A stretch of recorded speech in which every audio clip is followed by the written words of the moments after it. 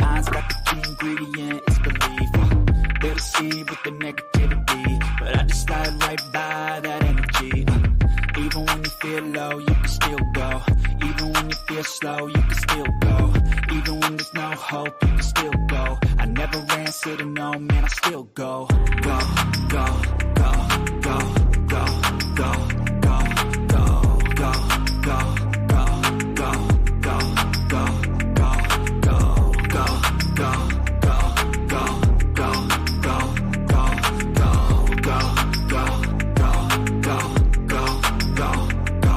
go. You got a mind, but even that could change. You could flip the gray matter like some batter in your brain.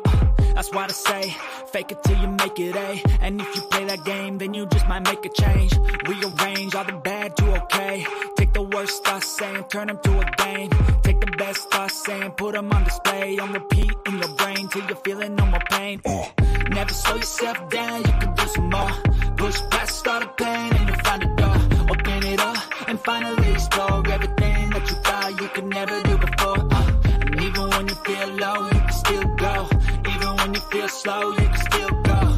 Even when there's no hope, you can still go. I never answer to no, man, I still go. Go, go, go, go, go, go, go, go, go, go, go, go, go, go, go, go. Even when you feel low, you can still go. Even when you feel slow, you can still go. Even when there's no hope, you can still go. I never answer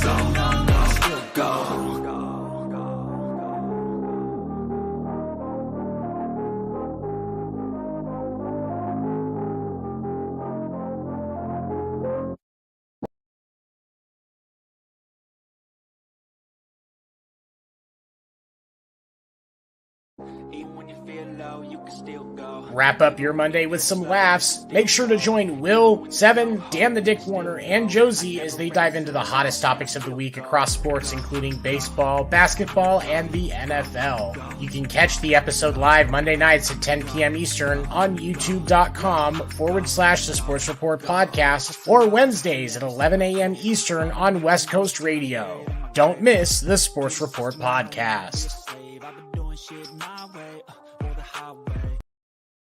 Even when you feel low, you can still go. Even when you feel slow, you can still go. Even when there's no hope, you can still go. I never answer to no, man, I still go. Go, go, go, go, go, go, go, go, go, go, go, go, go, go. Hustle hard, hustle every single day. I'll be making moves till I'm buried in my grave. To the system, I don't wanna be a slave. I've been doing shit my way, or the highway.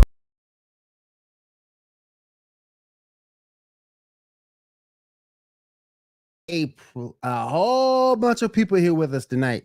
So let's go ahead and get the party started. First, the president of everything that goes down here on the Sports Report. Let me bring in Josie Haney. Josie, what's up? I apologize to you. You were muted. You good, you good. I'm going to did my thing anyway. You're going to get me a second time. You got me one time. You get me a second time. Next up, let me bring in this gentleman has forgotten more baseball than I will ever know. Bring my man in. 7-7. What's up? The reason you forget so much baseball is you're too focused on unimportant things like chasing women. If you would stop focusing on chasing women, you would have so much more time to absorb baseball knowledge like me. That is so true. That's the best pure statement I have ever heard. Next up, let me bring in our resident, the man who has said LeBron James's name more than anybody I have ever heard in my life. Dan the Dick, what's up, man? What's a resident? You just called me a resident. You the main one. You don't nobody here talk about LeBron the way you talk about LeBron. You have said LeBron's name on this show every episode you have appeared. Well, LeBron, now I have. LeBron, now I have. Everyone except for this one. But how you doing, man? Good, man. Good. Jersey in the background right there. I see. Yep, next to the. Y'all gonna get cream tomorrow, but it's all good. It's all good. It's the first game. Right. We'll see. Dude, when they won Game 4, I was like, Game 4 was the actual risk. Like that was we could have got the 3-1, but now it ain't. In New York, it ain't happening. Yeah, we're moving on. I know. Bring on the Astros. All right, and let me bring in a very special guest that we have here with us. He is a proud Mariners fan. Let's go ahead and bring him on in. What's up, Lane? Not much. How's it going tonight? How you doing, man? Appreciate you stopping by tonight. Lane is also the head of West Coast Radio. West Coast Radio, where you can listen to the Sports Report podcast replay Wednesday morning at 11 a.m. Eastern, simply by going to westcoastradio.info or by asking your Alexa. I was going to say the West Coast Radio skill. I listened to every show last week just by asking my Alexa to do it. It was pretty awesome. There you go. That's why we have it. It's wonderful and it's easy to use. So right. What's an Alexa? We got to jump into What's it. an Alexa? Fast. Oh yeah, we gonna go ahead and jump.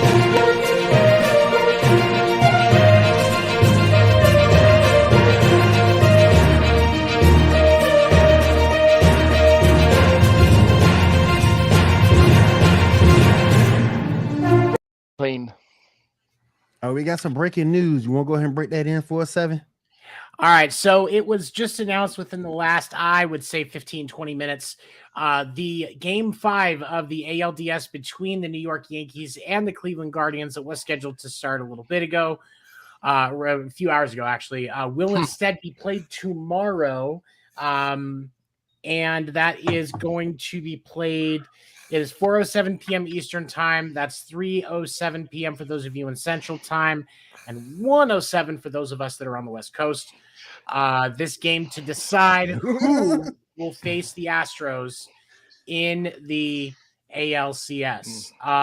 Reports were actually coming out earlier. I know Lane saw some conversation on this as well, that the Yankees earlier in the day were saying, yeah, no, we need to just call it. But Cleveland was like, no, I don't want to call it until we absolutely have to. And finally they did. So I thought they had started around 7:45. That was the last time I had heard.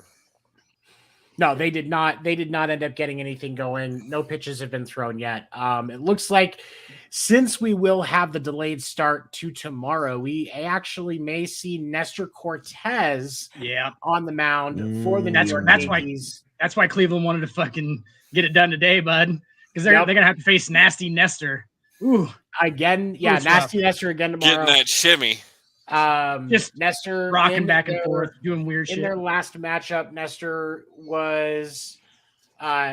started in Game 2 of this series. Didn't have a great game. Did not have a great game as he allowed 2 runs in 5 innings, but he did not factor into the decision as it took extra innings for Cleveland to win that game. So he will be able to redeem himself tomorrow. And Cleveland will face Nestor the Molester. Nestor the Molester. Who was it that called him that? I can't remember. It was the Yankees radio guy, the old guy that does the a Judgian blast. That guy.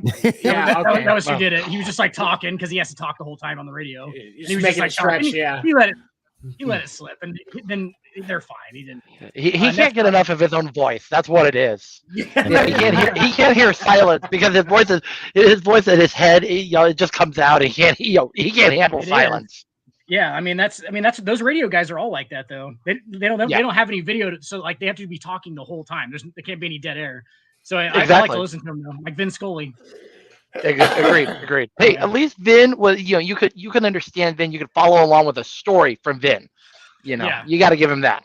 Yeah, Vin Scully can paint a picture with words. He could. Yeah. Is he dead or did he just retire? He just passed away. Okay, that's what I thought. Month or two retired. Yeah. Legend.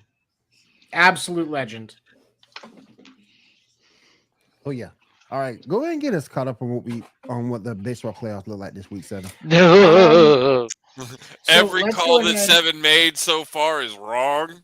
Hey, Josie, you can play a quick game and shut the fuck up.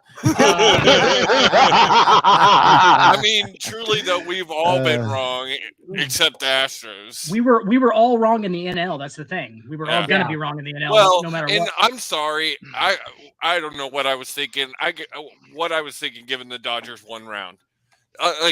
actually, before you get into it, Seven, I wanted to ask you this. At this point, are the Dodgers like the biggest disappointment right now in baseball? They've made the playoffs. What is I think it's 10 years they've made the playoffs straight, something like that. Here's World Series appearance and win. The issue that the Dodgers face with this season, and I think it's going to be something that the organization as a whole has to really think about in the offseason, is they set a franchise record and top 5 or 6, and top 10 for wins for a team in MLB history at 111 wins. And they are one of 2 teams that won 110 games or more and did not make it to the World Series. Lane, do you know who the other team was? No. Are we going to flash back to 2001 to the ALCS against the Guardians? No, let's not, shall we? Wasn't Jay Buhner on that one? Yes, he was. 116 win season. Yeah. No, I know. We beat the Yankees, and then we couldn't beat the Guardians. Juicing like a mofo. They were the Indians then. Yeah, they were the Indians then. We can say Indians. Seven, you can stop rubbing the salt in the wound, okay? That's a wound that's not opened up after 21 years. You can stop now, thank you. Man. Bro, we're just picking at the scab now. We haven't gotten the salt out yet. The salt's going to come here when we start talking about the series from last week. So let me ask you this. Okay. Let me ask you this. Do you see any changes that might go down because of this? I think that's an interesting scenario.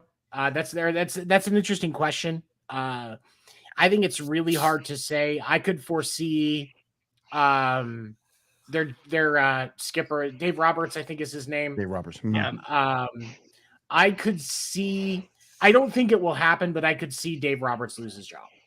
I think that sort of kind of goes against the grain of it. You can't say it's broke because you've been so successful, but you just haven't been able to get over the hump. The thing of it is when you're in a major market team and in the second biggest sports market in the country, you need it. Your manager has to be a closer. True that. And Dave Roberts is not a closer. The other thing that you have to look at, I think that their pitching coach, the pitching coaching staff is probably on the hot seat. I think that's where we see the biggest amount of change. As to whether or not Dave Roberts is on the hot seat, I can't say for sure, but I also would not be surprised to see Dave Roberts let go once the dust settles and they've recovered from, because, and I think that if it had been a simple case of like they lost in the in the NLCS, or even just lost 3-2 in that series to the Phillies, in that series to the Padres, I don't think we see as much of a chance, but because of how they lost to the Padres, that wasn't pretty. Losing 3-1, and really just a lot of lack of performance, especially with runners in scoring position. So I think the hitting coaches may be on the hot seat there as well, but go ahead. It's the history. This is a pattern with the Dodgers. They are usually number one in the major leagues every year. And then they get into the playoffs, and at some point, without fail, they will choke. You know who they remind me of? All this potential, untapped potential, but you can't win it. They remind me of the Clippers. You brought in one of the guys that won From the back World in the day. You brought in one of the guys that won the World Series for the Braves last year in Freddie Freeman. Yep. There's more than just that. Mookie Betts has 2 World Series rings thanks to Boston? 2. Because I think he was on that 2013 team as well. I think you're right. Yes. And you've got 2 rings there, and the Boston experience out of Mookie Betts. He's a leader on that team. Freddie Freeman comes in. He was a leader on the Braves. He's a strong voice in that clubhouse still.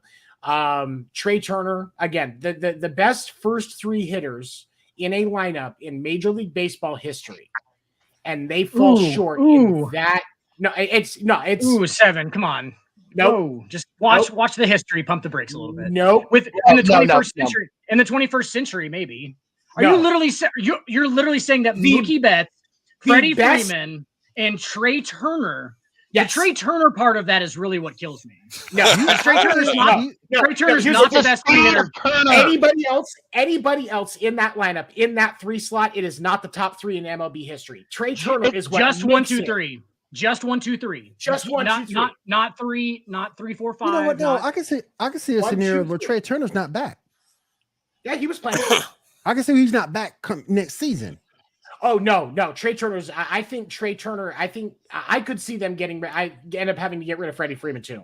Yeah, I don't think you have the same first 3 next year in LA for the Dodgers. I don't think so either. Very dramatic loss, and then we look at the Braves. That series that series against the Phillies was a smack in the mouth to the Braves, and here's the thing, and I'm going to say this, and there's going to be some Braves fans that might push against me on it, but I'm going to say it anyway. If they had done it right and kept Freddie Freeman, I think the Braves are going on to the next round instead of the Phillies. Agreed. Very much agreed. Philly came in there hot, and they just were on fire that whole series against Atlanta and would not let up. That's exactly what happened. Yeah. And when they got back, go ahead. Sorry. When they got back to Philly, that place was electrified. Philly's going to beat San Diego. I don't care what anybody says. The way Philly is playing right now, they're going to shut down the Padres, and they're going on the World Series. It's that simple. It's that series. I think. I will say this: if the series ends in 6, the Padres win it. If it goes to 7, the Phillies take it. Okay. It is kind of where I'm at with that series. But when you look at the Phillies, Bryce Harper we're finally getting a really solid glance at playoff Bryce Harper. And I think that taste that we're seeing is going to give Philly front office and Philly ownership the incentive that they need to make it happen more often in the future while you've still got Bryce Harper on your lineup. So Philly sports fans, this should give you hope. Because I think that we see this as incentive for regardless of how the NLCS ends up. I think we see the Philly ownership spend more. I think the Phillies front office that makes better moves in the offseason. And I think we see a possible division contending team, but at least wild card again next year, staying competitive. And this is why you play the games, because none of us saw this season come down to what we got right now.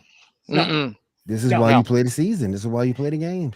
It's also a testament to how awesome the playoffs are. Like how random they are, and like how much it just matters. Like the smallest, like the Guardians Yankees thing would have been like and the Mariners are a prime example. Yeah, I just said to Seven on the last show. Y'all were out of it. For a while, y'all were out of it. If the fight with the Angels hadn't happened, the Mariners wouldn't have made it where they did. Exactly on point, Josie. That is what started that 14-game win streak before the All-Star break. That's one took a dive, and the other one went on to playoffs. Let me get someone in. We have another guest that wants to jump in with us. Remember my man Wade in. Wade, how you doing? He's muted. Muted. Stacks is sitting in the back for stats this week. I thought was what we were doing. Yeah. But my fault. I thought he was coming on this week. He's clearly in stat mode. You can tell. What's up, fellas? What's up, man? What's up, buddy? See what's going on? Yeah, he's in stat mode. He's regaining his own stats. I just want to talk to him because every time I see him, we're always talking in the chat. I just want to talk to him. I'm gonna let you go back. How you doing, man? I'm good. How are you? Real quick, let me get your thoughts on the playoffs. Then we'll put you back there. My thoughts on the playoffs? Yep. The Yankees lost, so that makes me happy. Not over yet. Not over yet. No, they haven't lost yet. I think they'll go. I think they'll push through and win. And I don't know. That'll be interesting. But I like the Yankees right now. So that's me. Yeah, that's what he's saying. See that?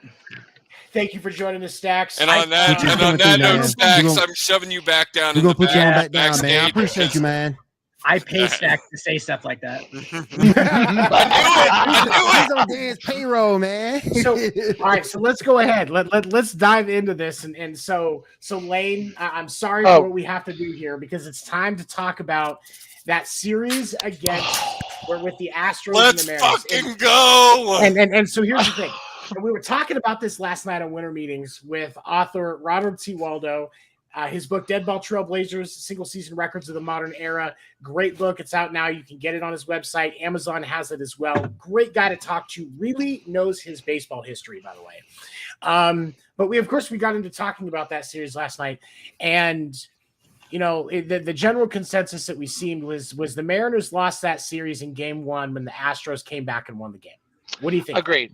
I would agree with you. True. They did put up a really good fight, though, game 3. You have to give credit.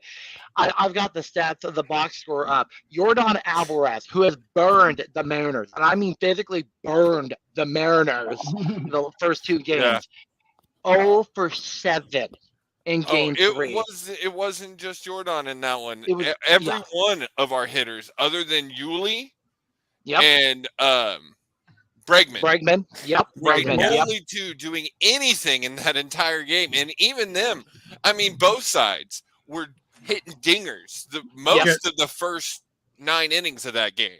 Josie, I was telling Seven, I was like, that's the closest series of a sweep that I've ever seen. Like that actually, the Mariners could have easily won that series. And you don't usually say that about somebody who gets swept. Like they easily could have won that series. Yeah, they easily could have just won the series. They were more evenly matched than the sweep. Because, I mean, Tuve, I told someone this week. Tuve's got to wake the fuck up. I'm sorry, pardon my language, but if he plays exactly, Dan, that's against New York. If he's going to come out fucking banging. York, exactly. That's my one thing, and also we know how he plays in Yankee Stadium. Hey Josie, just real quick, Altuve, not one single hit against the Mariners. Oh, I know. He was 0 for 9, 5 strikeouts. I think his record was just a little bit better than Judge's up until Judge's home run in game 2. Right. Now here's the best part. He also has the same postseason batting percentage as Trey Mancini. Which I don't know if that was I do not know if that was a good trade deadline call for the Astros. I really don't know. Historically, though, Tuve's an absolute beast in the playoffs. Yeah, he is. I mean, historically too, he's going to wake up in the ALCS. Exactly, especially if he plays the Yankees. He's going to. The thing of it is, for me, Tuve definitely can wake up in the playoffs, but that's still, it's the thing that he can. And that's the key phrase that you have to remember. He can wake up. He can wake up. Will he? Because it doesn't matter if you're playing the Guardians, who have one of the better bullpens that I've seen in a long time for a young team in the playoffs. Right. Or the Yankees. And again, that pitching staff is no joke. The Yankees and the Astros are each other's kryptonite. So it's whoever in that series, it's whoever screws up more. This year, it was the Astros with the Yankees kryptonite, but that can easily flip. Did you guys ever notice that you have to be Superman to have a kryptonite? So the Yankees are or the Astros are the Yankees kryptonite. So for sure. That's Tuve will wake up if he plays the Yankees. I hope so. And that's the other. Oh, sorry, Seven. Go ahead. I was going to say the Mancini pickup. I hoped for Mancini, having him in a better environment and out of the out of Baltimore was going to be a good thing for him. But I know his numbers since he came to Houston are not that great. Stacks, can you see what that is for me, please? Because I know that his transition since he got traded from Baltimore to the Astros has not been great. Baltimore actually had a better record after trading Mancini than before. Yep. Because isn't that when they brought up the Oregon State guy, the catcher? Yeah. Adley Rushman. Thank you. Yes. Great young talent, by the way. Rushman was up a little bit before that, but it's about the same time. Yeah, it was real close. Yeah. And yeah, you're absolutely right. Great talent. And, I saw him at Oregon State. He's a rock star, and he's going to be a great. He's going to be a great face for the Orioles coming up. In the next 5-10 years. I think he might even sign a deal like Julio with the Orioles. I could see that coming. It's possible. Left-handed hitting catcher who hits for power and average. I mean, it's a lot. It's a lot of like Buster Posey. Yeah, exactly. There's a lot of like left-handed Buster Posey in him, is what I see. Mm-hmm. That's like, pretty fair. Yeah, fucking stud. Yeah, it is. Yeah. And I know Josie's talked about. No, go ahead, Josie. I'm sorry. I just wanted to turn back a little bit and talk straight up about that 18 inning, 2 games in 1, because that is the longest. Or it's not the longest game, but it's the lowest scoring playoff game, I think, was the record. No, that is it was the longest playoff game in Major League Baseball history. Yeah. From the by time tied innings, but by time tied innings, but time. Okay. From the law firm of Ruth, Gehrig, and Rosarena, if you had to watch that 18 inning 0-0 playoff game, you might be entitled to compensation. I watched the entire freaking game. Oh, man. And I swear I had 3 heart attacks during it. And this is what I wanted to bring up. I don't remember the player's name. I apologize. But that long ball that he hit in in I think it was like the 17th that came inches that Kyle Tucker caught right on the track was what you were talking about, Dan. That was one of those chances they had it been Julio Rodriguez. It was. I think you're right. I think it was. Yeah, Rodriguez hit one almost. He almost hit one out. Did he hit it like 500 feet in the air? And I think it almost went out. Same thing in game 2. And it just they had a lot of chances because honestly, I'll admit it, Jordan won that series. Yeah, he did. Other than game 3, I mean Pena. The crazy thing about that is I had said to my phone as I was watching it when Pena had 2 strikes, and I was like, come on, Pena, bomb it. And then smashed. Next thing I know, no, not smashed. Next thing I know, 7 saying Pena just bombed it before I'm seeing it on my phone. Yeah. I don't get me wrong. That game 3 was just an epic, even for the Mariners, even though they lost. Having a playoff game in Seattle for the first time in over 20 years. Not many fans left after 9 innings. I mean, that stadium was still full after 14, 15, 16. Yeah, that is so huge. Left. Nobody. It was 16, 17. I mean, they had the 7th inning stretch a second time. 6 hours and 22-minute runtime for that game. Thank you, Stacks. The Yankees game was almost over before that game was over, and that game started 3 hours before it. Yeah, exactly. It was pretty crazy.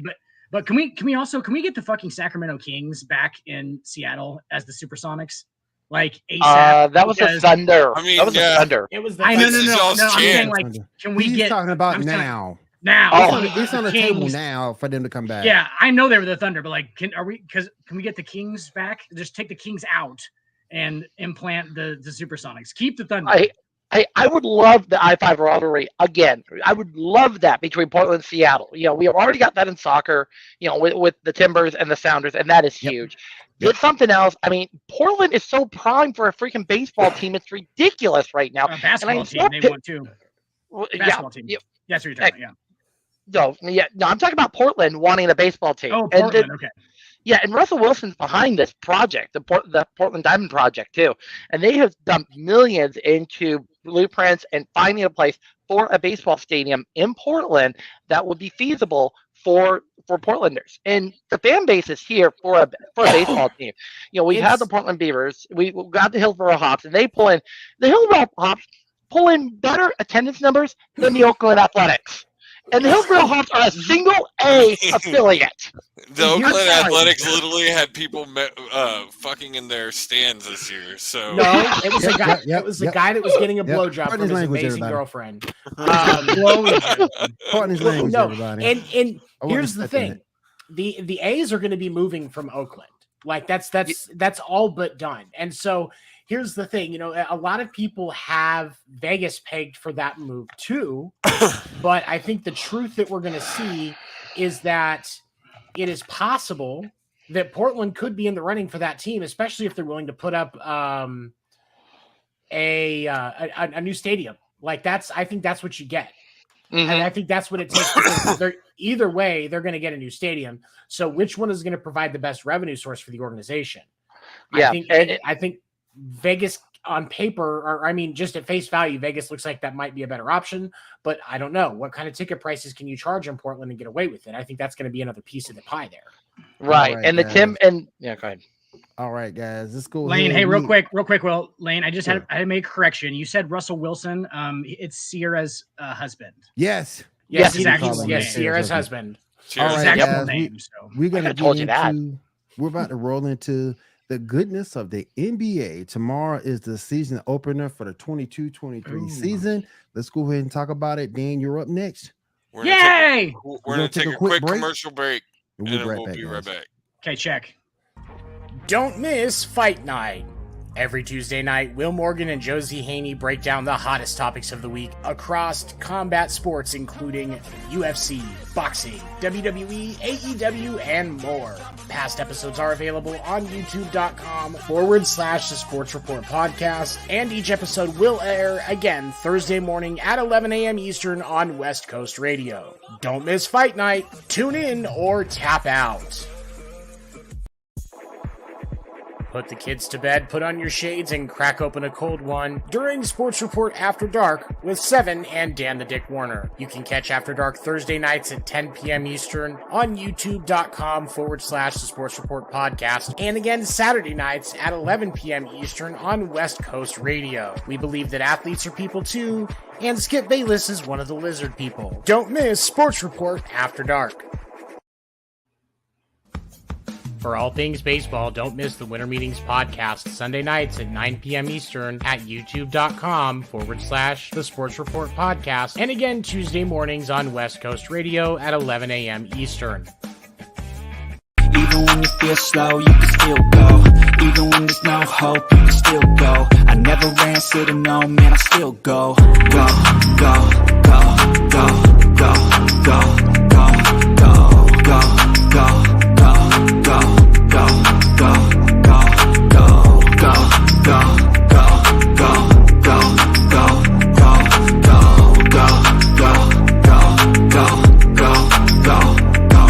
go. You got a mind, but even that could change. You could flip the gray matter like some batter in your brain.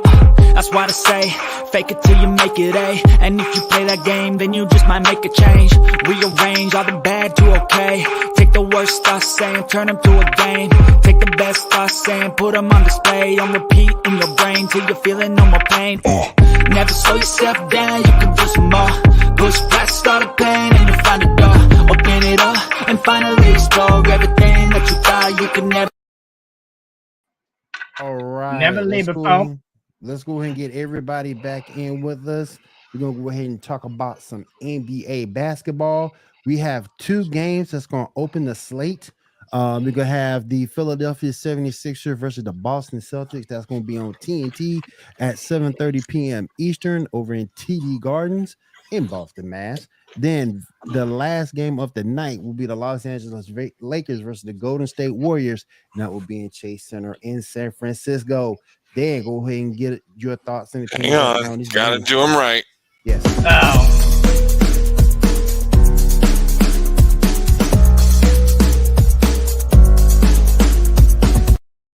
One thing, I don't know why. Yes, definitely. I'm definitely the weird rapper guy, Mike. You're definitely Mike Shinoda. Yeah. We've talked about this, Josie. You're Chester. Yes. What you think about that? But I'm still here. But you can't sing. Yeah, you're not dead. But what you thinking about that first game, Dan? You didn't commit suicide. The Celtics Sixers suicide. Yeah, we'll talk about it later. 7 if you're not. Yeah, no. Celtics Sixers. I mean, obviously, I'll help you in a few. Whatever. The Lakers. At the Golden State Warriors. That's going to be fucking hilarious. If you haven't that shit show that is LA. Not in the top 10 in the power rankings, by the way. They are number, let me see here. LA's I'm still going at 13, 14, 15. No, I'm serious. 16, 17. Number 19 in the preseason power rankings. That's about right. Number 19. So here's the question. What's the what are the odds? What kind of a money line are we seeing on a boxing match between Draymond and Pat Bev? Draymond dominates that fight. Draymond knocks Pat's skinny ass out and breaks him in half. Draymond wins the fight. What are the chances? 60 pounds on odds that we see it? What are the chances that we see it? That's my question. We see it happen. Oh, like out on the floor? Probably. I mean, I think you're more likely to see one between teammates on the Lakers. We'll see it Thursday. We'll see it Thursday night when the Clippers play at the Lakers. That's my bet right there. They're just defensively, dude. They're just like they're not sufficient. Like they're so bad defensively, and they're not gonna put 110% effort. Like if you're bad defensively in the NFL or in the NBA, you just have to like put 100% effort the whole time. Like you just have to be going hard. And like the Lakers are not gonna go hard. So if they were really talented, really talented defensively, even they wouldn't be that great of a defensive team. And they're not that talented defensively, and they're not gonna go hard. So like they're just not gonna be able to stop anybody. Is basically the issue. So he's gonna be trying to outscore everybody the whole time. And like honestly, I think that their offense will look better. Like I think it'll look a lot better if you watch the preseason games. Like it looked better. Like those guys have figured out something where like they just all hate each other, but it still works somehow. And then AD's got no more unibrow, which he should probably bring that back like ASAP. Because he should. It's like he's like Thor or whatever the fuck that needs his hair. Samson that needs his hair. We talked about this. Like he needs it. He needs the patch in the middle for his power. But he looks good, but he'll get injured. Game 14 or so. We'll see it'll be a foot issue probably or an ankle because his ankles are made out of fucking balsa. Already missed a preseason game with a sore back. Yeah. So like, I mean, it's just going to be a shit show. 19 in the power rankings though. Let's fucking pump the brakes a little bit. NBA. Hold up now. You mean to tell me there's not 19 teams better than the Lakers? There's absolutely not 18 teams better than the. There's not 18 teams better. Come on, man. There's 10. They shouldn't be in the top 10, but they should be 11, 12. They should be 11 or 12. With that talent, they should be 11 or 12. I disagree. Oh my god, guys. I mean, the chemistry is not there. It doesn't matter about chemistry. They have the fucking. They have a top 10 talent roster, do they not? I mean, Memphis is up and coming. They have a used to be top 10 talent roster. Every single one of those guys used to be the only person you can say that about athletically would be LeBron, and that's not true at all. Like he's not obviously 2016 LeBron James, who was just dominating NBA finals. Like that's obviously not the guy we have still. You're 100% right, but with the fact that we've seen Anthony Davis more in his street clothes than in his NBA uniform in the last 2 years. You can't count him as a positive talent because you can't rely on him. That man got more experience than Bill Walton. Can't take that out of power rankings though. Yes, you can. He's not injured yet. He's not injured yet. You have to look at his reliability when you consider where you're going to rank him. And he's not injured yet, so you can't put that in. As the roster currently sits, their fucking full strength roster should be higher than 19 in the power rankings. No, I don't think so. Are you fucking By the way, just so you guys know, Russell Westbrook is probably out for the opener too. Yeah. That's fine. More than likely, he's probably going to be with the second team once he comes back. With the second team from this point forward, yeah, which is sad. He's the sixth man of that is the sixth man in definition. Like he needs to be the sixth man. Yeah, he's coming out for energy and shit. Like, why would he not be the sixth man on that roster unless he literally is telling the coaches that he's not going to do it? He knows. He knows this is last year. Come off the bench, and then after when the season's over, they're gonna he's gonna be released. I mean, first of all, if the Lakers want to pay me $45 million, I'll come off of whatever. I'll come off the bench too. Park bench in Central Park. $45 million. Care. But they should have done it last year. Yep. Frank Vogel should have had the stones to put him with the second unit last year because they would have done more damage. Yep. Yeah. What about the first game, Boston and Philly? What do you think about that? 3 fights, 2 ejections. both teams score under 100 points. It's in Boston, right? I think it's in Boston. I think it's so the N word will get yelled at least 7 times. Oh, you know what it is. You know what it is. You know what it is. That's the minimum. That's the that's one time you don't bet the under is when it's how many times the N word is going to be said in Boston. Whatever the number is, take the over. I don't usually. Go ahead. My issue with the Sixers. Can you count on James Harden, and B, is Tyrone Maxey going to be your true third scorer? No. Yeah. Tyrese Maxey is a legitimate. He's a legitimate star, but he's not. I mean, with all that pressure in Philly and everything, like I don't know if you're going to be able to count on him every night. Like honestly, Harden should be the second scorer. Tyrese Maxey should be the second best player on that team. Right. If that's that should be because Tyrese Maxey defensively is fucking fantastic. That's what a lot of people forget. He's got like a fucking 6'11" wingspan or something like that. He's like 6'5". Yep. He's great defensively. Like he can play. He can defend 1, 2, and 3 all the way down the line. Like that's why he's so good. Like he kind of took Ben Simmons' spot as far as like defensively goes. But yeah, like I mean that's like he's a great defender. So he's going to be the second best player. But Harden, I mean, what is Harden's issue really? We don't really know that. So like has he lost a step? Is it confidence? Because it looks like confidence to me. Yeah, me too. Shit that he used to pull off in Houston just doesn't work anymore. Might be a little bit of both, like Seven said, from the physical and the mental side of it. And people figured out how to defend him. Yeah. Did you see in the playoffs they were defending in front of him or they're behind him? Sorry, like off to his 3 quarters left behind him is where a defender would stand. Yep. How weird is that? That is the craziest thing. That just shows you a lot about what James Harden's game is about. Like, let him get to the same direction most of the time. Well, just let him get to the rim is what they're saying. They're basically saying like, just let him get to the rim. We'd rather him do that than try and play in front of him and have him do fucking between the legs 47 times and then do a step back 3 that he hits every time. And then flop, but it's fine because dude, the motherfucker he's a sharpshooting all-time like he's one of the all-time best scorers that's ever played in the NBA. In his prime. It's going to be interesting to see what Boston does because now they've gone through this issue with their coach. The coach is gone. They're dealing with an interim coach. It's going to be interesting to see what Jason Tatum can do. Jaylen Brown. It's going to be interesting to see what those guys do and bring in the game. It is home for them. They should be hyped up. They should be pumped up. So we'll see. We'll see. It's going, like I said, it's going to be interesting because their coach is gone. So, here's the thing. Now, somebody can confirm this for me because I don't remember seeing at any point during this offseason where Boston went and got a point guard. I don't remember. Did I miss? I'm legitimately asking. Did I miss that? Nope. They're not going to make the playoffs. playoffs. Ime Udoka was looking for a point guard, but he found something else. Your boy Kemba Walker got waived today, so maybe they get him back. Boston proved last year that they can't win without a point guard. Yeah. And that's true. And when you look at the distraction, he's really a 2-in-1's body. Mm-hmm. And the distraction that this Ime Udoka thing caused, unless Boston grabs a point guard, they're not going to make the playoffs this year.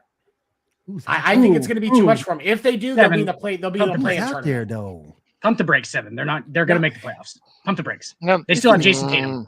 They still have Jason Tatum and Jaylen Brown. They're still there, so they can still make it. They're fine. Yeah, they're going to be like a 7 or 8 seed. They grabbed like 7 or 8 and get in. Thank you, forgot about Brogdon. Thank you. Yeah. In the East, they'll be probably a 5 or 6 seed. Yeah. They're number 4 in the power rankings, by the way. Number 4.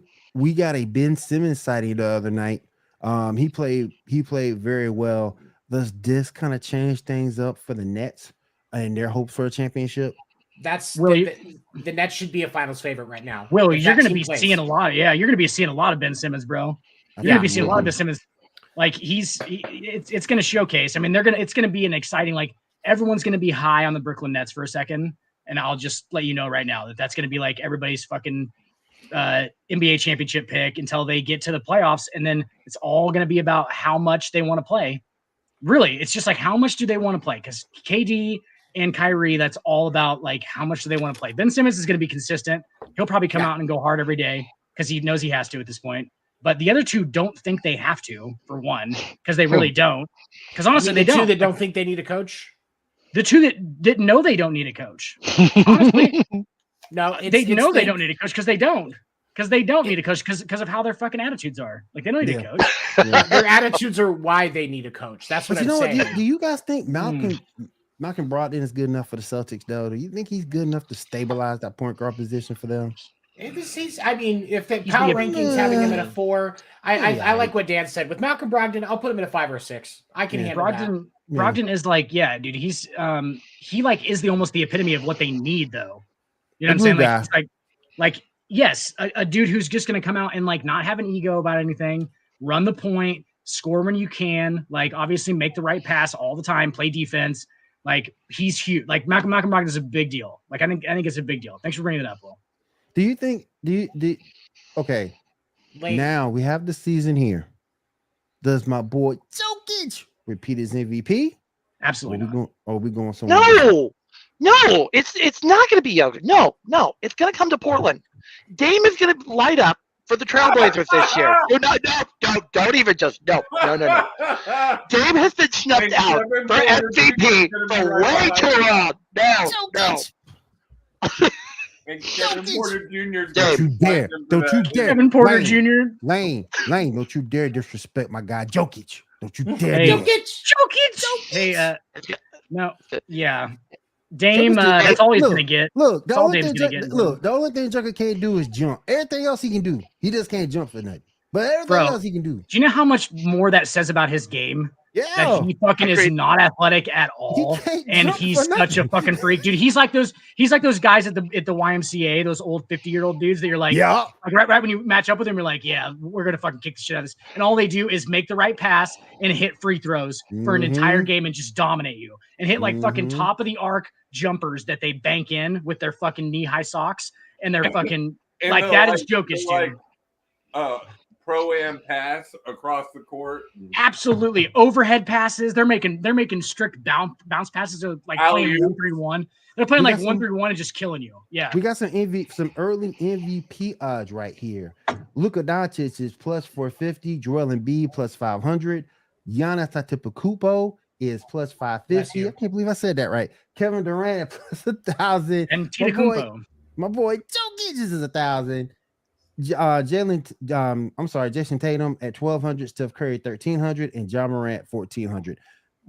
Mark my words right now, Will. There's not a fucking snowball's chance in hell they give the fucking MVP back to Nikola Jokic. Shouldn't. If he would have been like, if he would have been undecided, there's nobody else who's even like, if Embiid wouldn't have been there and all that shit. Like if he's just like the out and out right MVP, then I'd be like, there's a chance. There ain't a fucking chance in hell they're giving it to Jokic again. Not a fucking chance. No, not a fucking chance. He will never be a 3-time MVP. Never. No. It's never happened.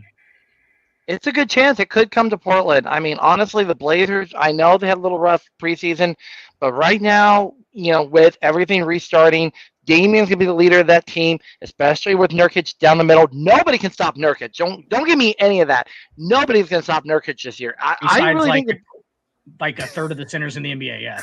Very fun. Yeah, okay, fine, whatever. At least he can shoot free. Hey, at least Nurkic can hit it from downtown, and Damian can hit it all the way from Seattle. Okay. Damian Lillard's size is plus 4,000. Plus 4,000. So, hey, Lane, drop your money on it, man. Drop $10. You feel that confidence? Drop it. My only thing with the MVP is that it's a regular season award. That's my only thing with the MVP.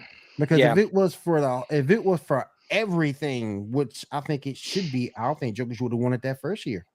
To be honest, here's the thing: it's kind of like with the NFL and Major League Baseball. It's really hard to justify factoring everything in, including playoffs, for an MVP award. That's just a regular. That's MVP is a regular season award, because the truth be told, with an MVP award is about who had the biggest impact on the game as a whole for their team. Okay. When you look at, like, for example, we talk about Aaron Judge being the MVP of the American League and Major League Baseball. Okay. The reason that it's not Shohei is because the Angels don't make it, whether or not Shohei's there, the Angels still suck. Right. Without Aaron Judge, The Yankees are a wild card team at best. And that is being super, super friendly to their roster. Right. So you can't, I don't think that you can, it's really hard to justify taking it out because you've got across most playoff systems, you're looking, for basketball and baseball, that's, 20 games, 21 games. So, give or take that you're playing extra that half the league doesn't get to play.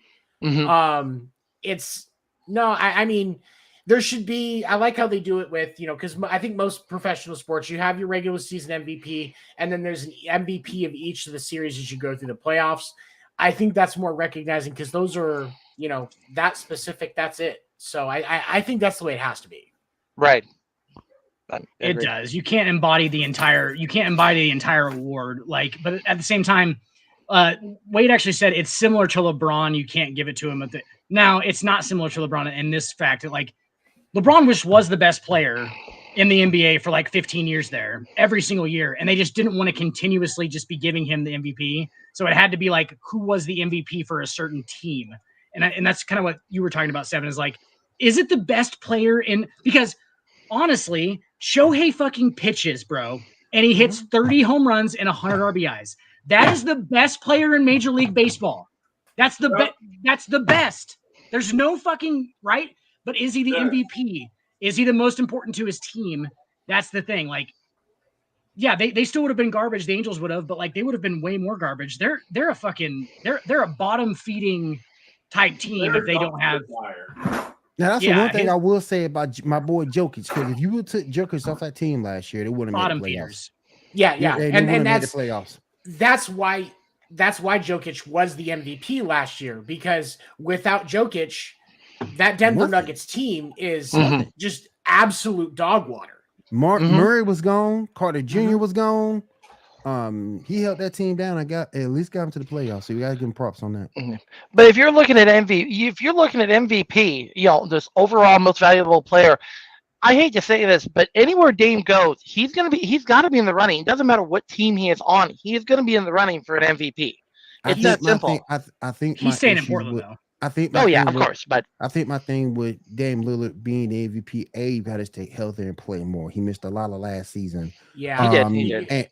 And B, Portland has to be more successful than what they've been.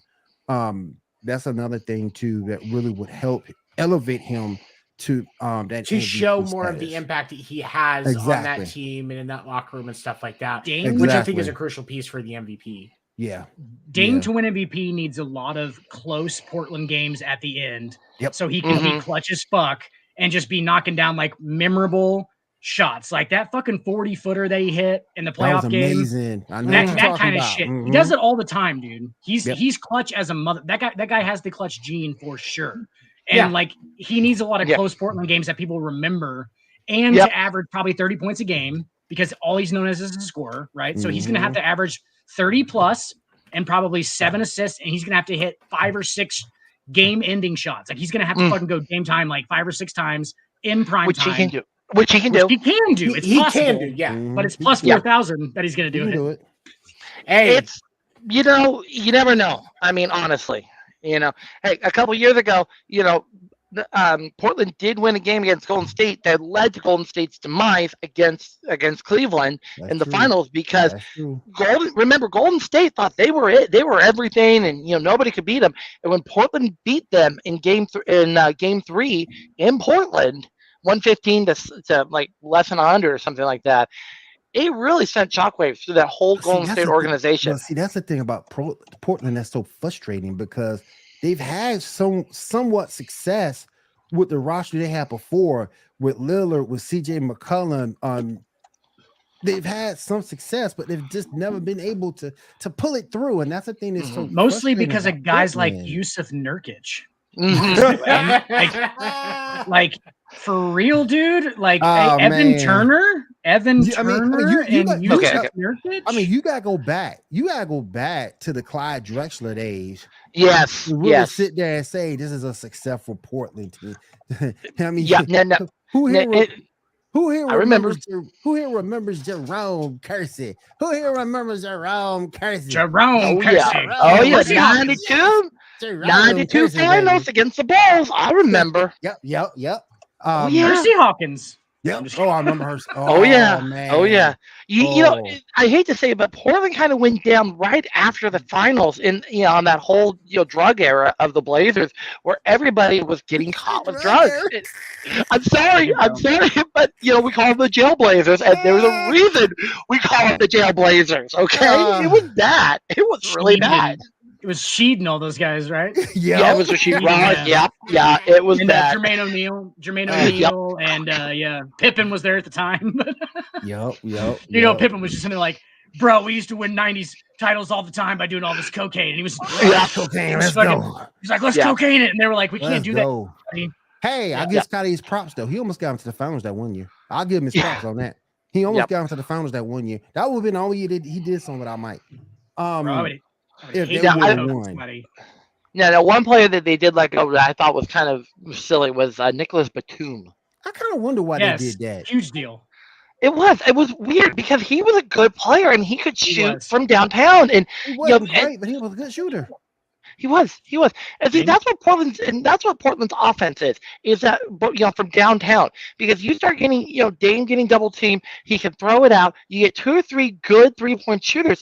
That's how Portland wins games. And that's just how Portland has always won games. It's that simple. Lane, you know what happened with Nicholas Batum, right? He got that money and he quit. He just went, I'm not going to work anymore. He was like, you guys just gave me $35 million. He was like, I'm not coming to work anymore. Because Dan would do the exact I would do the thing. fucking exact same thing, dude. Same thing. He pulled a Dan. He did. Absolutely. A lot of people do it. A lot of guys. I forgot about Jeremy Grant. Good one. I forgot about Jeremy Grant. Yeah. Oh man. Now I will admit trading CJ to New Orleans, not a bad idea. Only because Dame and CJ had a lot of off-court issues with their personalities. Both of them were ball hogs, and that's the problem. When you got 2 players on the first team squad who are ball hogs, that's what we saw against the Pelicans in the first round of playoffs. When y'all ask what Harden's issue is, there's his issue right there. Ball hog. Yeah, exactly. Exactly. Mm-hmm. He holds the ball for 23.9 seconds, then shoots it off right at the buzzer. And you can't win games being a ball hog. There's no way. No. CJ though too is he's like an NBA 3 at best. If you're gonna win a title, CJ McCollum is not your second best player. He has to be your third best or fourth best player. Honestly. Yeah, he can't be. He's not a 2. He's not fucking. Yeah. He's not Robin. He's Batgirl, or wherever the fuck the other Batgirl. Batgirl. Not calling him a woman. Hey, who would you rather have? A healthy Chris Middleton or CJ McCollum? Chris Middleton. Yeah. Chris Middleton. Yeah. Just defensively, because CJ's not a good defender. No, he's not. Kind of the thing you have to be a 2 is you have to be a primary defender of basically 4 positions. Mm-hmm. You have to be, and Middleton definitely is that. That's why Milwaukee's so good defensively, is because their best 2 players are fucking 2 of the top 10 defensive players in the NBA. They're ridiculous. Giannis is just stupid. Giannis is just stupid defensively. Yeah, that's true. And they're a different team. And they're a different team without Middleton's defense. All right, guys, let's go ahead. I'm about to give 7 the floor. Let's go ahead and move on to the huddles. We go talk about all the NFL action from yesterday. Let's go.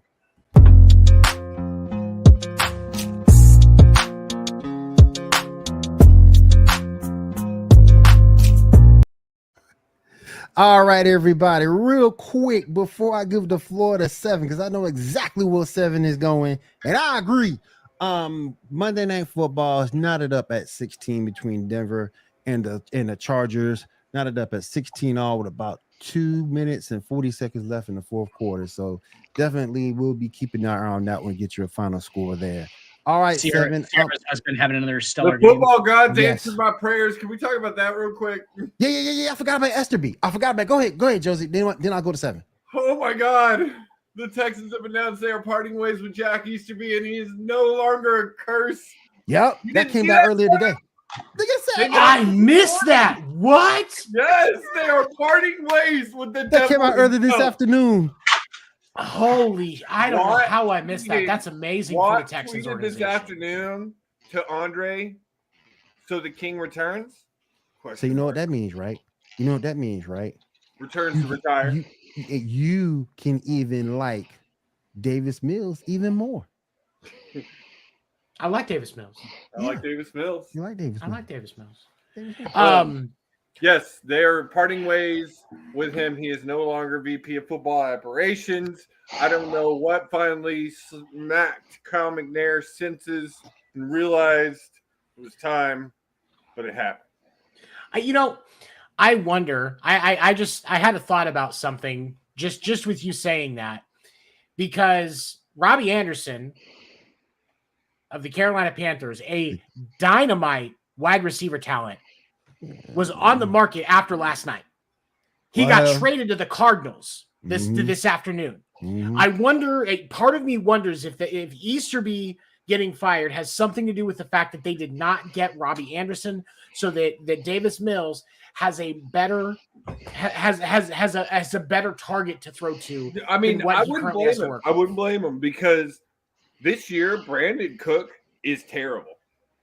For the guy who has been carrying that wide receiver squad for the past 3 years since D-Hop left, like he's not had, I don't think, one game over 100 yards, and he's the best on that team. So who else they got? No one. And that the lack of development in that receiving core could have been the straw that broke the camel's back. It's entirely possible, because if you look at that, honestly, if you look at Davis Mills' numbers, you watch it when he's, I like Davis Mills when he's got the right protection and the receivers are running the right routes, he looks pretty good. But he can only do so much. You can only get it's that old adage, like give them books, but all they do is eat the damn pages. Me and Dan finna go out for the Texans. Let's go. You gotta let's go. Wide receiver. Let's go. We said all the time, Seven. Like, try to think about the athletes too. He's still a sophomore QB that was never supposed to get the start right out of the draft. No, he's still learning and growing. Supposed to be behind Watson for at least 3 to 5 years was the plan, and then maybe fill those shoes at some point when they thought they were going to have to trade Watson because his contract got too big. And the Texans were really stuck their neck out for him. Hey Nina, how you doing? But I mean, he was never supposed to be in this position, and also like so much blame gets put on quarterbacks, and I'm not trying to say like Davis Mills is an elite level, because he's not, but they've got no offensive line, no wide receiving core, no run game. The man has very few options. They have Kike Kute, and that's really all that matters, Josie. Kike Kute. He might be there. He might be there number 2. Well, I think he definitely is. So I just that whole squad, they're coming off bye this next week, and like it's just disappointment. But I'm happy Jack Easterby is no longer associated with this team. He's done. And I like Davis Mills. All right, let me move over to 7 because I know exactly where 7 is going, and I agree with you, buddy. Go ahead, man. So I'm gonna do this. I want to make myself feel better for a second. So here's the thing. Now I understand that my Kansas City Chiefs lost yesterday, and I'm going to tell you they did lose that game. It was legitimate, but here's the thing. The lack of accountability in professional sports for the inaccuracy of umpires and officials is absolutely useless. It is a problem we should not have. These individuals are human, and I'm not expecting them to be perfect. But in the age of technology that we have, there's absolutely no reason we should be allowing them to get these calls wrong. Some of the calls that have been in these playoffs, some of these umps calls have been crazy to me. Like in every game, there's been at least 3 or 4 strikes and balls called that I'm just like, what pitch was he looking at? Yeah, every single week. 7, wasn't it something like $1 million the NFL sunk into their officiating team in the offseason to try and like make it better? And it was like I swear it's gotten worse. And I realize some of it, the roughing the passer calls, that's coming from an incident that happened. But like just some of these stupid calls or then no calls. And mad respect to Mike Vrabel, because Mike Vrabel pulled a power move on the NFL this week that I thought was fucking brilliant. So the NFL sent out some information, basically, and there was the report card supporting those absolutely bullcrap PI calls. The one on, or I'm sorry, not PI, roughing the passer calls. The one that was on Brady, and then the one that was called on Monday night in the Kansas City game that week. And completely supported them. And we're talking about, all these different things. Mike Vrabel hit the Office Classic reply all. So this is an email that went to the league. This is an email that went to the officiating. This is an email that went to everybody that was on this email chain with all that information. And it said, basically asking for us to focus on consistency in officiating, because we spent all this money in the offseason to train and get everybody in line, and it's still not happening. So Mike Vrabel may not be able to win a football game very often, but he can damn sure win an email. So kudos to him. Let me play devil's advocate with you guys for a second, because a lot of times when you have a close game like we have on right now with Denver and with the Broncos and the Chargers, a lot of times you get down to 2 minutes, and the saying that we've always heard is let them play. Okay. No. I'm going to stop you. Being a baseball umpire, being from the background of being a baseball umpire for youth sports. Okay, I'm going to stop you right there. What? I am too. Go ahead. Okay. So you get into those late innings. That's when your job is going to matter the most to get it right. It doesn't matter if it takes you a little longer to get it right. I've been in the field for baseball games. That close play at first base. You have to get it right, and when you know it's right, you have to be on it, and you have to be verbal about it and be direct. Because that's the only way. You can't be willy-nilly about it. And that's the problem that you're seeing right now in most every sport with the officials, is they're being so willy-nilly about the rules that it's taking me off a little bit, especially watching the postseason, like Josie was saying, and Daniel, with the ridiculousness of the strike calls. I'm just glad we don't have Angel Hernandez in the playoffs. Right?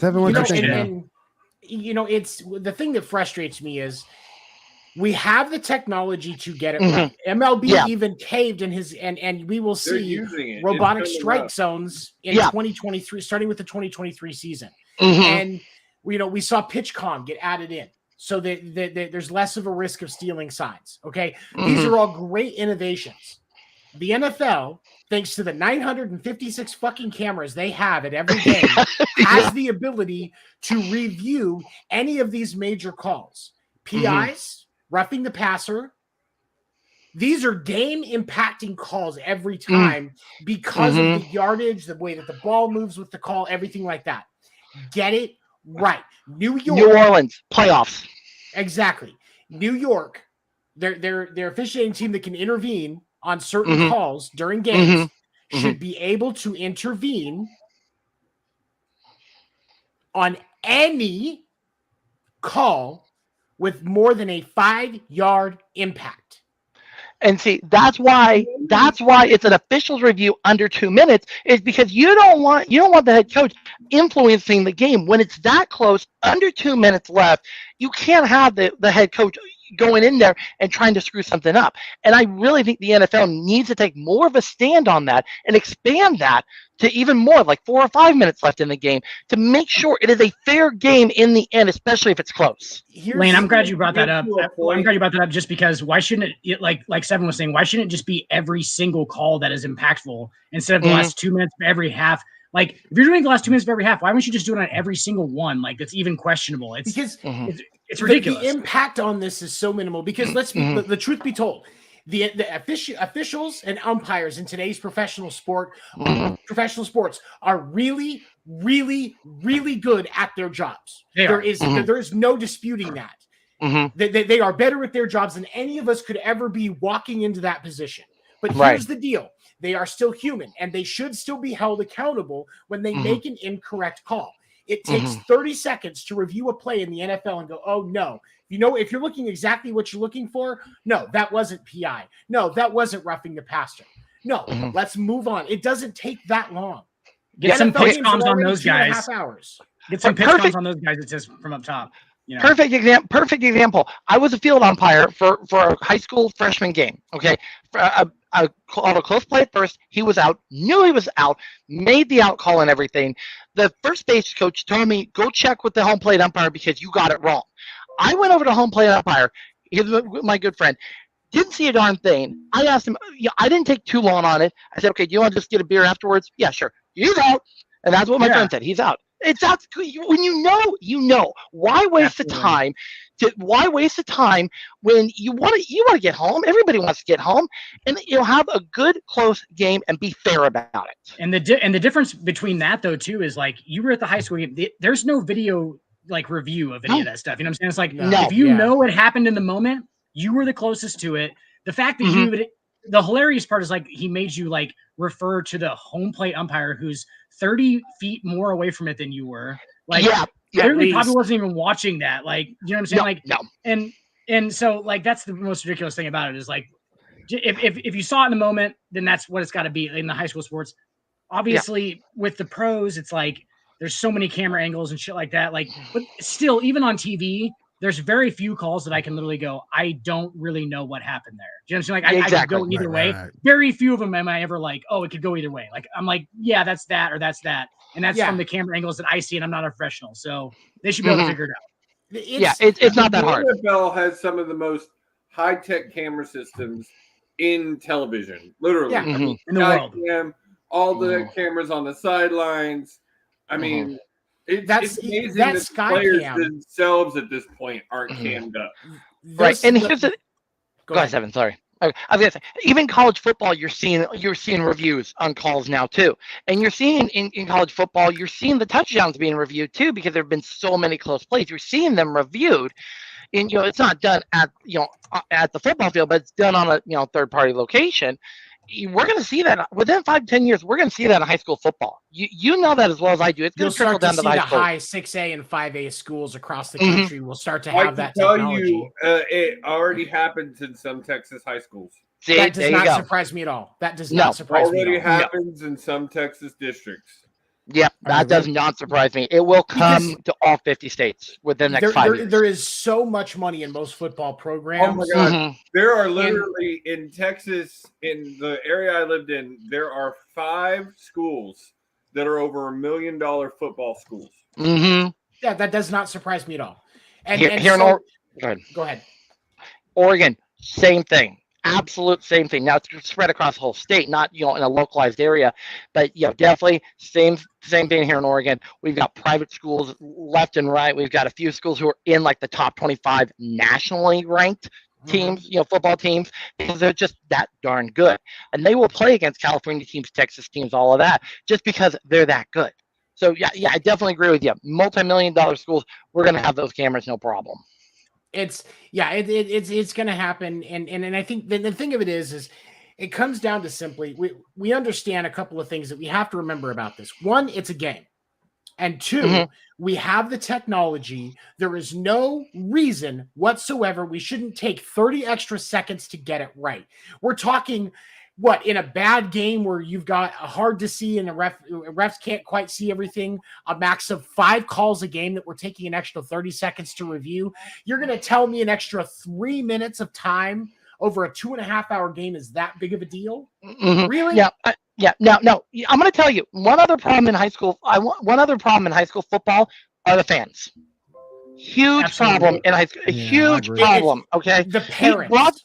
The parents. Okay. I was at parents. You're right, because I was at a soccer game one time. I was running the scoreboard for the local high school I broadcast for. Okay, and the soccer player ended up got hit hard by the rivalry team. The parent ran onto the field from the stands, almost cost the school the game, the home team the game, because the parent was not listening to the officials. It got to the point that the stands, the home stands, were actually booing to the officials. That's how bad it got that day. You see, Dan and I have talked about this on After Dark before, okay? But parents take kids' sports too fucking seriously. Oh yes, they're living their legacy through their kids. And parents should understand. and this is so damn crucial. When you do that stuff, you are doing nothing but making yourself look bad, making your kid look bad. Okay, those are the two things, because your kid is sitting there going, embarrassed, Right. absolutely embarrassed because of your fuckery. There is, just let the game play. If you've got feedback for a coach or an umpire, get your ass kicked in the parking lot by him like an adult, rather than ambushing them while they're trying to do their job. We don't come into your Burger King and tell you made the Big Mac wrong, so shut the fuck up and wait till they get done with work. Yep. Exactly. It's not hard to keep your mouth shut. And I mean, I'm part of a few Facebook groups. There are people who will not keep their mouth shut about coaches, or how the coaches, how the 8-person crew, coaching crew can't handle three different level teams. It's like, you've got to be kidding me. Some people will just want to pick fights with these coaches and at the games, and it's ridiculous. And it makes nobody want to play anymore. It makes the officials want to quit, and that's why there's such an official shortage in high school sports right now. Lane, and the thing is, like, there's no exaltation for when they do well. Do you know what I'm saying? No. Like, there's no exaltation. No. And like, It's so, one of the but most it's thankless jobs in sports. Yes, it's always Yes. about, if you do bad, it gets talked about and people talk to you and people yell at you and scream at you. If you do well, you just walk off the fucking field and somebody still goes, yeah, that was an all right call. Right? There's like no, someone is still yelling at you. There's no way to win. When you're an umpire, when you're an umpire official, there is no way to win. And I got a perfect example. I was umpiring a tournament one Saturday morning, and both scorebook people, for each team, ended up, they were yelling at me for every single ball. By the third inning, I was fed up with them. So I told, between the second and third inning, I told my field umpires that if they're going to keep chirping, I'm stopping the game. And I'm giving them a death look, like, you're going to stop or you're both going to be ejected from this field. And they started chirping after the second call, and I gave them that death look of like, okay, now I'm gonna let out of you two, or you're gone. And then there was one game, youth baseball. We're talking third graders, okay? Yep. Runner on second, 1 out. He didn't take up on the fly ball. Y'all tried to steal third, never take back up on second. Left fielder caught it, threw it back to second, double play. A grandparent started yelling at me that I got the call wrong. I told him 3 times what happened, would not listen to me, threw the guy out of the game, okay? And I almost had to call the county sheriff to get him removed off the field because he would not listen. It got personal after that. Oh, yeah, very personal. Yeah. Oh, yeah. Yeah. So it's like, this is a problem with sports all around the U.S. People, parents feel so entitled because they're living through their kids. Yes. That's the problem. It's because they didn't have the sports when they were growing up or didn't play or whatever. So now they're trying to live it through their kids. And so when something goes wrong and the parents don't like it, they're going to explode. And that's the problem. Well, they weren't near as big back in the day either. Do you know what I'm saying? Like, That's true. They didn't get as many fans. Like, there wasn't as much like hoopla around being, media. a college athlete, social media, professional athlete. Like, there wasn't as much behind it. So like now they see like the small amount of fame that you get out of being a good high school football player, and it's like oh, why didn't I have that? I was really good. Like, somebody should have recognized me like that. Right. And in Oregon, it's gotten worse because the Oregon School Activities Association, who runs all of the sports in Oregon, has just approved to get paid as a high school athlete. All right, let's go ahead and. I'm sorry. That's something. That's something. All right, I'm off my soapbox. I'm sorry. You're good. You're good. I also want to bring up another situation that went down yesterday. Even though they won the game, the Rams beat the Carolina Panthers, who were a dumpster fire, 24-10. But it was kind of interesting that Cam Akers didn't play. Is he done with the Rams? Why didn't he play? Coach's decision? Football, different coaches call it a football mutual decision. Yeah, that means he's probably, if he's not done, he needs repairing. That relationship needs repairing. Yeah, for sure. I think he's gone. I think he spent his last time. His last time. It was coach's decision. That's not good. Yeah, definitely not good. I think. you're a week away from getting cut at that point. What about the Carolina? What about the Carolina Panthers going through this huge fire sale that has been going through? Riley Anderson's already gone.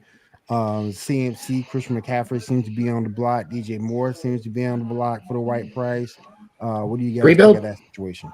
Yeah, rebuild. They've been rebuilding for the last 10 years, so why not just continue the rebuild? And they're talking about they want first round considerations for Christian McCaffrey. Ain't nobody giving you first round considerations. They want first round or they'll get it. Is what I heard. They'll get it. I don't think he'll. I don't they'll think get it. get it. They'll get a late first rounder from a good team like the Kansas City Chiefs. Yeah, I don't like the Buffalo Bills. I'm worried about Kansas City grabbing him simply because his durability is a question for me. Yep, But, me too. That's why I say they might get a second. I don't think they get a first. Right. And Kansas City has improved in their running game this year, especially with the addition of Isaiah Pacheco. CEH seems to be putting more into it, and Jerick McKinnon is surprising a lot of people. Mm-hmm. But I could foresee Kansas City trading off, I don't know, maybe CMC in a later pick CEH in a later pick for CMC. See, that's the thing. Like they don't need Kansas City. It's perfect for Christian McCaffrey because Kansas City doesn't need him. Like they don't need him. So like what? Yeah, like, he won't. They're take going to as give much him abuse. They don't. Yeah, exactly. He'll get less carries, but like still, you get basically like the best parts of Christian McCaffrey, and not having to just rely on him is like that's his perfect role, dude. That would be the perfect role for him. He gets injured all the time, so give him less touches. But every touch means something, especially in Andy Reid's offense, where he'll literally draw up entire fucking pages of shit for Christian McCaffrey to do. You know it. He loves that shit, dude. He loves that shit. He had Priest Holmes. What about CMC in Baltimore? It doesn't make sense because they run the ball downhill the whole time. Like it would give Lamar another target, so he didn't have to run as much. Doesn't need the target. He loves to run. But I'd be pretty much the same thing because he's always hurt. You look at the season J.K. Dobbins is having right now. He's been hurt and inconsistent. Gus Edwards haven't been what he needs to be either. So he'll. Maybe split the workload more to save on him and JK. That's the best situation for CMC no matter what, is that he splits it with a couple of other backs. Like that's the best situation ever. Like how about CMC in Buffalo? That makes a ton of sense. I like that. Him and Singletary can split it. If Buffalo grabs him, they're Super Bowl bound. Yep. And Jared Allen throws the ball 50 times a game no matter what. I mean, he's throwing it all the time. Josh Allen. And he can run too. Josh Allen, sorry. Yeah. I say Jared Allen every single time. The old mullet Jared Allen. Let's go. That old mullet D end. And my last thing, and then I'll get off my soapbox. The Philadelphia Eagles defeated the Dallas Cowboys 26-17. Hell yeah! What did I tell you? What did I tell y'all last week? We all called it. Yep. Y'all sitting there, 10 teams knocking on the door. No, he can't complete more than 2 drives a game. Ain't nobody want no 2 drive a game quarterback. I will give you this, Seven. They did expose a lot of Cooper Rush's weaknesses. 3 picks and 125 yards for Cooper Rush last night. That defense is hey, give Philly props. Give Philly props. They retooled that defense to make it even better, particularly in that secondary. So with Charlie Garner. So yes.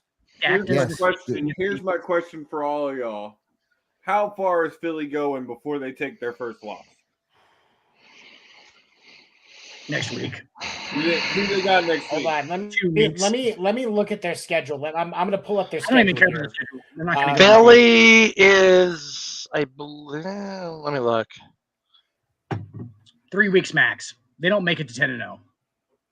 So they've got the Steelers next week, the Texans the following week. Actually, Dan, with the next 4 games that they have, they could be 10-0 because you've got Steelers, Texans, Commanders, and Colts. Oh, they're 10-0. They're definitely 10-0. They lose one of those games. I'm sorry, bro. That's a 10-0 team. Does Jonathan Taylor come back in week 10? You guys are willing to make bets with me that the fucking Philadelphia Eagles are going to go 10-0 right now? Here's the thing. I'm not betting anything on it. Is Jonathan Taylor coming back in week 10? I'll make you $20. Yes, Jonathan will be back. Because if he comes back in week 10, I don't know. I will bet you right now the Philadelphia Eagles will not go 10-0. Any amount of money that you want. I'm taking it. $20. I'm serious. $20. Their first loss is going to be against the Packers. With that schedule, if they lose one of those games, the fact that they went 6-0 means absolutely nothing. Andy, I'm not betting $100. I don't have that kind of money. See, well, put your money where your mouth is. Yeah, I'm not that kind of gambler there, but. Hey, Stacks, can you tell us can you find out how long Jonathan Taylor's supposed to be out? Because I'm interested in that too. But right now, I mean, it's still indefinite. I've heard there's no time frame. 9. I mean, he was questionable. I mean, with Jonathan Taylor, the Colts will be their first true test. So week 10. But right now, that's a different team because if they can run downhill with that defense, that's a different team. Do you guys think that Philadelphia is just like impenetrable? Like no. I don't think their schedule is playing to their advantage. Their schedule is playing to their advantage. The schedule is very good. This is the NFL. This is the NFL. They will get beat in the next 4 weeks. It is. I'm saying. Here's the thing. That's why I'm not betting anything. I'm saying it is possible they are a 10-0 team. It's possible. Of course, it's fucking possible. Right now, it's possible. But next week, they're against the Steelers. Mike Tomlin, one of the best defensive minds of football today. It is possible that Kenny Pickett his job for the let's just hope he doesn't stand on the sideline and not get called for it again. I remember that. But also, Tomlin's on the bubble to get fired for the first time in his career with the Steelers this year. That comes out every year. Struggling. The dude's had a winning season every year. He's been head coach in. He's had a winning record every year. And boy, Colin Wolf. The Rooney family is it the Rooney? That's the owners of the Steelers, right? It's the Rooney family. Is that the last name? I can't remember. Rooney. Mm-hmm. Yeah, they love holding on to shit that they don't need anymore. Could they get a better coach than Mike Tomlin? Absolutely. But why do it when you've got somebody that that the fan base likes, that's familiar with the process, and isn't going to try and overstep their bounds? Mike Tomlin does exactly what they ask him to do. Mm-hmm. He doesn't do extra. He doesn't fall short. He does exactly what they ask him to do. And that's why Mike Tomlin will probably have a job there as long as he wants. They did employ a rapist for several years because let's not forget. Yeah, Ben Roethlisberger is a rapist. Facts. And don't forget TJ. And don't forget TJ hasn't been there either. That's big hurt for them too. So don't forget that. Mm-hmm. Yeah. So Jonathan Taylor is going to be back next week. Okay. That's a different coach team with him. He started practicing 4 days ago. So I could see week 9. By the time they get to the Colts at week 10, they're 9-0. Oh, you got $100 on it, so I'm not betting you $100. That's a different. That's a different coach team, though. They know how much I'm struggling with money. They would literally kill me. That's a different coach team because, like I said, when you have Jonathan Taylor running downhill, is a completely different team. Absolutely, yeah. Mm-hmm. Yeah. So, all right. Anybody got anything you want to go ahead and finish up before we roll out for the night? Mike Tomlin's coming to Nebraska. That's why he's coming to no damn Nebraska. Just stop it. You guys are going to get Cliff Kingsbury next year. You get Cliff Kingsbury and like it. And Nebraska's going to get a new sponsorship from Abercrombie and Fitch. In the process. That'll be great. It'd be great, wouldn't it? You'll get Kingsbury. You're going to get him, and that's it. Herbie the Husker on my already dented. Mr. I don't know how to manage the clock. Mr. I don't know how to manage the fourth quarter. You're going to get him. Herbie Husker on all genes. Cliff Kingsbury. You're going to get the GQ model. He doesn't have the stones to take away an Xbox from his star quarterback. He's sure as hell not going to have the stones to take it away from his college players. What a jawline. Sure won't. What a jawline. Mark my words, the Mariners will be the AL West winners next year, and Julio Rodriguez will win MVP. Mark my words next year. Right before they ship him out the door to the Yankees because they. J-Rod warned up for many, many years. We're not going down that road with the Yankees. We're not going down that road with Ichiro. No. Yeah, all those prospects that you guys want. We have all of the prospects that you want. Oh my God! I think the already developed Julio Rodriguez. Stop stealing this man's dreams, Josie. Stop it. Red flag today, right there. As soon as Lane said that, Josie laughed. Josie, stop it. Make sure you catch Fight Night tomorrow night. We're gonna be joined by Rick Wiley. I'm super excited for this interview. I've been a friend of this man for a very long time. He's living out some cool dreams. Awesome. Won his first championship. It's going to be a really awesome interview. Make sure you check us out with that. Make sure you're listening to West Coast Radio, catching every one of our shows the day after air. 2 days after. 2 days after air. I apologize. West Coast Radio. We need a little turnaround to get the audio right.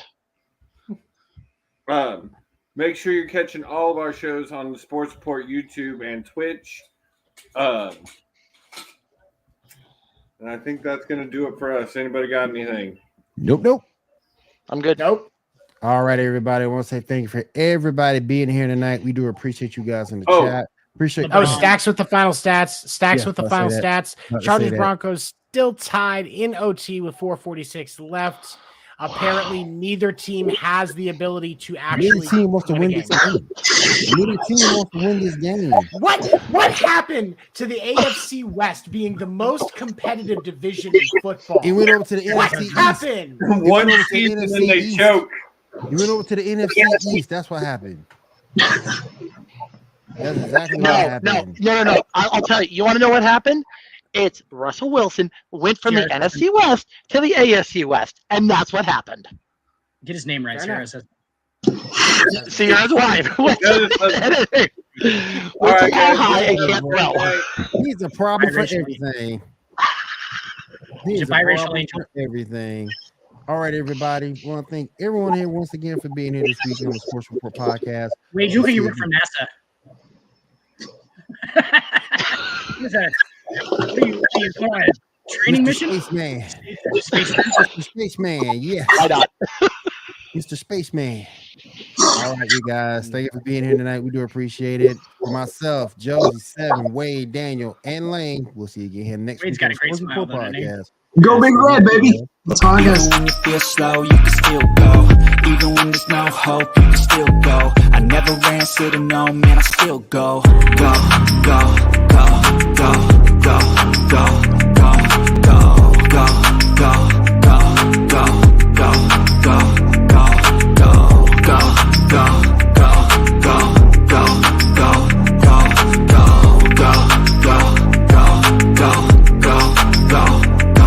go. You got a mind, but even that could change. You could flip the gray matter like some batter in your brain.